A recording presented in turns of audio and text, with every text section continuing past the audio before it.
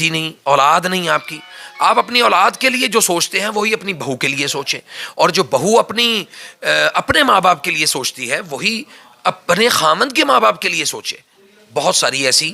بہویں بھی ایسی موجود ہیں کہ جن کو جو تنگ آ کر یا بہت زیادہ اپنے سسرال کا ظلم اور ستم سہ کر جو ہے وہ جادو کی طرف جاتی ہیں، بجائے اس کے کہ وہ ان کی ہدایت کی دعا کریں، وہ عامل اور بابوں کا رخ کرتی ہیں، اور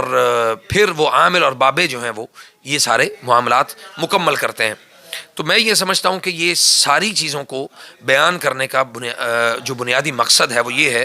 کہ اگر میاں بیوی آپس میں خوش ہیں، آپس میں اچھی زندگی گزار رہے ہیں، اس زندگی کو گزارنے کے تمام تر اسباب کو وہ آپ کے اوپر بوجھ نہیں بنا رہے، تو پھر آپ کو کس نے حق دیا ہے کہ آپ ان کی زندگی میں بے جا جو ہے نا وہ دخل اندازی کریں اور ان کی زندگی کو جہنم بنائیں، یا ان کی زندگی میں عذاب بن کے آپ شامل ہو جائیں، بجائے اس کے کہ آپ ان کی زندگی کو اپریشیٹ کریں، ان کی حوصلہ افزائی کریں اور ایک مثال قائم کریں کہ ہم نے اپنی بہو، اپنی بیٹی، ہم اپنی بہو کے ساتھ وہ معاملہ نہیں کر رہے جس طرح ہم اس کے ساتھ اسی طرح معاملہ کر رہے ہیں جیسے ہم اپنی بیٹی کے ساتھ معاملہ کرتے ہیں۔ اس لیے